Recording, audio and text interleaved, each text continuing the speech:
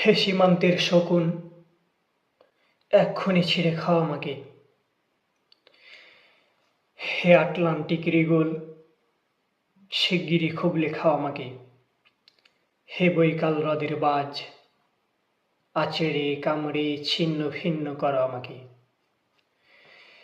আমার রক্তরসে শুধু অসহায়ত্ব আর অভাব। কাগজের কামলারা তারে মুদ্রাস্ফীতি ডাকে। ঋণের চাপে নীল হয়ে যাচ্ছে আমার অনুচক্রিকা।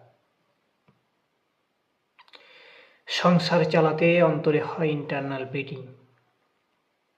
কি আশ্চর্য, তবুও মরছি না। ওদিকে দোজকের ভয়ে আত্মহত্যা করবারও সাহস পাই না আমি।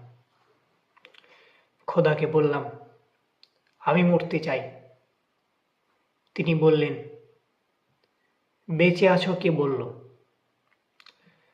সহস্রাব্দ উন্নয়নের সাক্ষী হিসাবে রাজা তোমাকে মমি করে রেখেছে।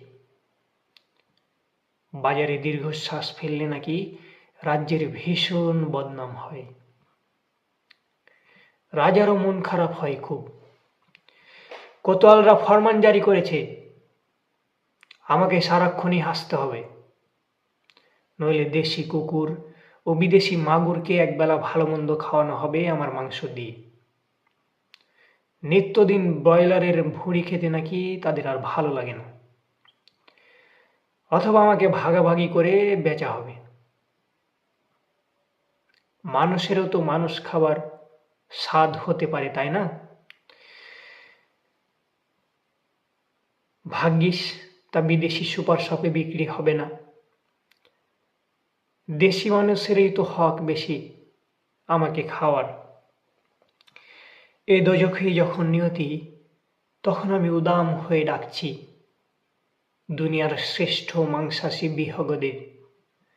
হে ঈগল, চিল ও ভয়ঙ্কর বাজেরা, তোমরা F-35 মতো, MiG-29 মতো আমার রান থান চক্ষু কলিজা আজ সব তোমাদের গনিমতের মাল। দেশি শুয়োর খুবলে খাওয়ার আগেই আমায় ইচ্ছে মতো ছিঁড়ে খাও তোমরা। দোহাই, শুধু মস্তিষ্কটা খেও না আমার, তাহলে শীঘ্রই দাস হয়ে যাবে তোমরাও।